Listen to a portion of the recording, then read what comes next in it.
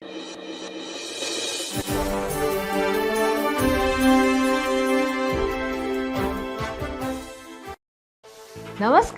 स्वागत है आप सभी का खेती किसानी से जुड़े हमारे साप्ताहिक कार्यक्रम पूसा समाचार में।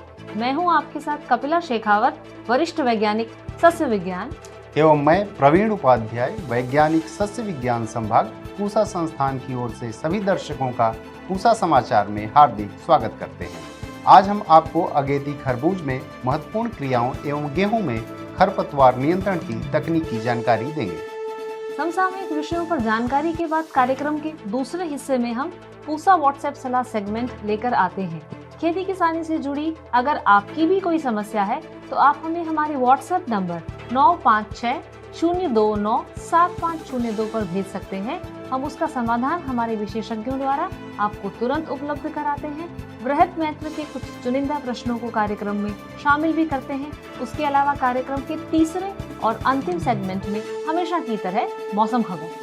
कार्यक्रम की शुरुआत करने से पहले आप सभी से अनुरोध है कि हमारे संस्थान के चैनल को आप जरूर सब्सक्राइब करें और बेल आइकन दबाना न भूलें, ताकि हमारे YouTube चैनल पर अपलोड किए गए सभी वीडियो के नोटिफिकेशन आप तक शीघ्र पहुंचे। किसान भाइयों के लिए आय वृद्धि हेतु अगेती खरबूज एक उत्तम विकल्प है, लेकिन उसके लिए नर्सरी एवं पौध की रुपाई सही समय पर होना बहुत ही आवश्यक है। इसके साथ साथ अच्छी उपज हेतु और किन महत्वपूर्ण क्रियाओं का ध्यान किसान भाइयों को रखना चाहिए, इस बारे में बता रहे हैं पूसा संस्थान के विशेषज्ञ डॉक्टर हर्षवर्धन चौधरी।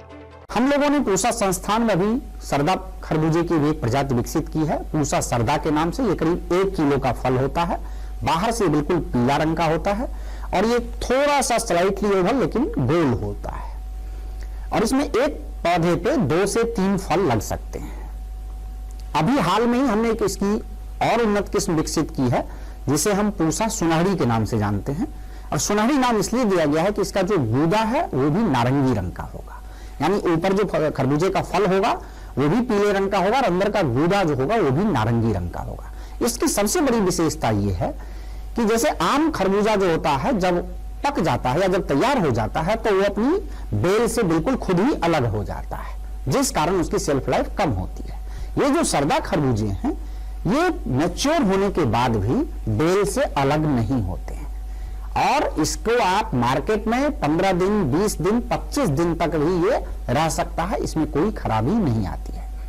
अब जो उत्तर भारतीय मैदानी इलाके के जो किसान हैं जो इसकी खेती अभी करना चाहते हैं, या तो आप पॉलीथीन की एक छोटी सी झोपड़ी बना लें, जो प्लास्टिक की पाइप लें और उसके ऊपर पॉलीथीन डाल दें और उसके अंदर अभी हम इसकी नर्सरी तैयार कर सकते हैं, जिसके लिए आप 10 से 15 सेंटीमीटर की जो छोटी छोटी पॉलीथीन है वो ले लें, उसमें 4-5 छेद कर लें और अगर आपके पास बिल्कुल सड़ी हुई गोबर की खाद है तो वो ले लें, एक हिस्सा मिट्टी और एक हिस्सा रेता, ये मिला के उसमें भर दें और हर जो प्लास्टिक की जो थैली है उसमें एक बीज डाल के और जो पॉलीथीन का जो आपने झोपड़ी बनाया उसके अंदर इसकी नर्सरी तैयार कर लें। और फिर जो ही पालक की समस्या की संभावना खत्म होती है, फरवरी के प्रथम सप्ताह में आप इसको खुले खेत में लगा सकते हैं।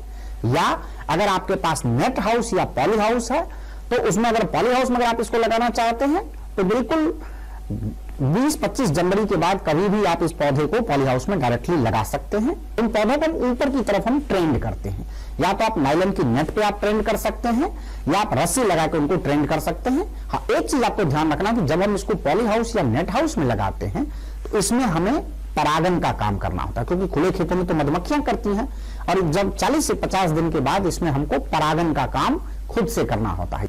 लेकिन अगर आपके एक पौधे में भी अगर 2 या 3 फल आप बनाते हैं तो जो टोटल आपका उत्पादन होगा करीब 550 क्विंटल तक आपका 1 हेक्टेयर में हो सकता है। रबी फसलों में गेहूं एक प्रमुख अनाजी फसल है और समय पर बोई गई गेहूं की फसल अभी लगभग 60 से 70 दिन की अवस्था में है। गेहूं में अच्छी उपज हेतु खरपतवार नियंत्रण सहित और कौन कौन सी महत्वपूर्ण समसामयिक क्रियाएं आवश्यक हैं, बता रहे हैं पूसा संस्थान के विशेषज्ञ डॉक्टर यशवीर सिंह शिवे। यदि आपने समय से गेहूं लगाई है तो उस समय जो है आपकी फसल लगभग 2 से 2.5 महीने की होगी और उसमें इस समय जो भी खरपतवार आ रहे हैं उनको जो है आप किसी भी खरपतवार नाशी के इस्तेमाल न करें, बल्कि उसको जो है खुरपी अथवा हमारा जो हैंड होता है उसके द्वारा ही निकालें। और इस समय ये भी ध्यान रखने की ज़रूरत है कि पानी देने की जरूरत पड़ती है, क्योंकि गेहूं के लिए अच्छी पैदावार के लिए 4 से 6 सिंचाइयों की जरूरत पड़ती है। जहाँ पे बारिश हो गई अच्छी बात है, जहाँ पे बारिश नहीं हुई है वहाँ पे जो है हमको पानी देने की जरूरत है। पानी जैसा कि आप जानते हैं 6 सिंचाइयों की जरूरत पड़ती है। पहली सिंचाई 20 से 25 दिन बाद, दूसरी सिंचाई 40 से 45 दिन बाद, तीसरी सिंचाई जो है 60 से 65 दिन बाद और चौथी सिंचाई जो है 80 से 85 दिन बाद देने की जरूरत पड़ती है। गेहूं के अंदर जो है बहुत सारे ऐसे खरपतवार हैं, जैसे गेहूं का मामा है, गुल्ली डंडा है और या जंगली जई है, ये सकरी पत्ती वाले खरपतवार हैं।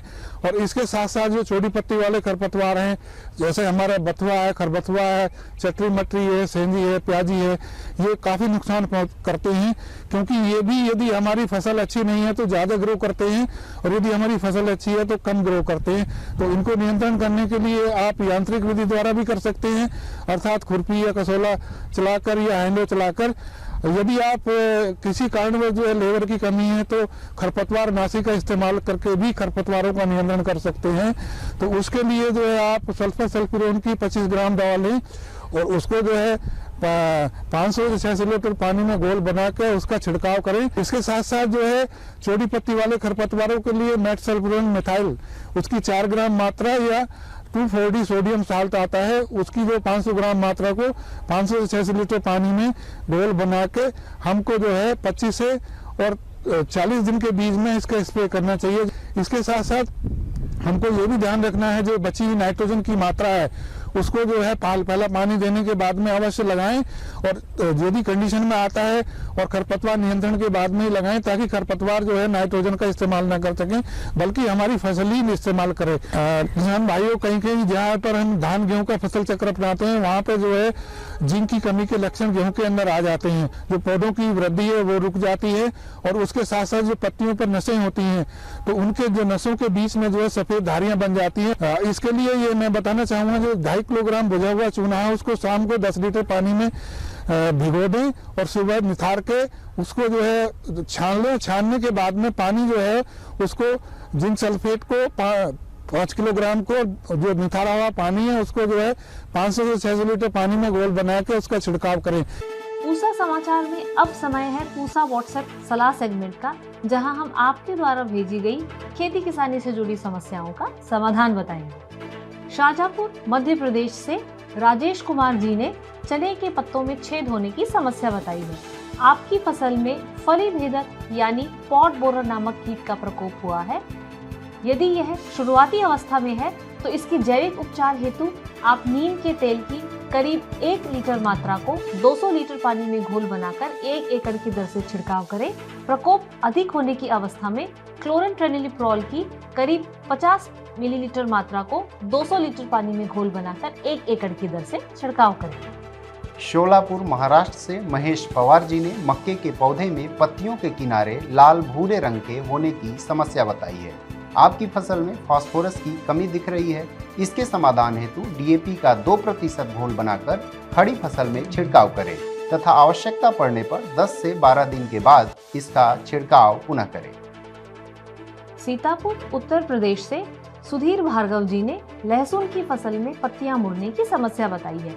आपकी फसल में माइट्स नामक कीट का प्रकोप हुआ है। इसके समाधान हेतु डाइकोफॉल या स्पाइरोमेसेफिन की करीब 200 मिलीलीटर मात्रा को 200 लीटर पानी में घोल बनाकर 1 एकड़ की दर से छिड़काव करें। रायपुर छत्तीसगढ़ से देवकी मरकम जी ने बैंगन में पत्तियों के नीचे की तरफ मुड़ने की समस्या बताई है। आपकी फसल में लीफ कर्ल विषाणु का प्रकोप है जो कि सफेद मक्खी नामक कीट से फैलता है।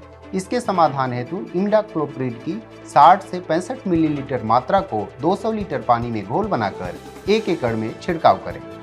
आइए सुनते हैं आने वाले सप्ताह में देश भर में कैसा रहेगा मौसम का हाल, मौसम खबर में।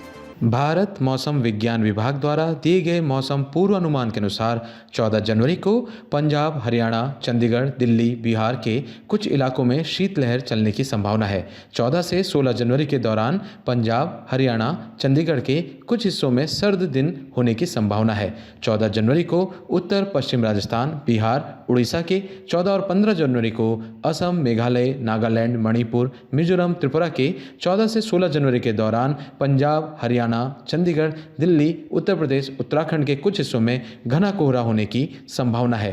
15 जनवरी को तमिलनाडु, पौंडीचेरी, कराईकल, केरल, माहे, तटीय आंध्र प्रदेश, यनम, रायलसीमा, दक्षिण आंतरिक कर्नाटक के आसपास के क्षेत्रों में बारिश की संभावना है। प्रिय किसान भाइयों, बहनों एवं दर्शकों, आशा करते हैं पूसा समाचार का यह अंक भी आपकी खेती किसानी से जुड़ी समस्याओं के समाधान में जरूर सहायक होगा। पूसा समाचार के 41,000 से भी ज्यादा सब्सक्राइबर्स हैं, लेकिन पूसा समाचार घर घर तक पहुंचे, इसलिए आप सभी दर्शकों से अनुरोध है कि ज्यादा से ज्यादा संख्या में हमारे संस्थान के चैनल को सब्सक्राइब करें और पूसा समाचार के हर अंक का लाभ उठाएं। आप हमारे फेसबुक पेज और ट्विटर हैंडल को भी जरूर फॉलो करें।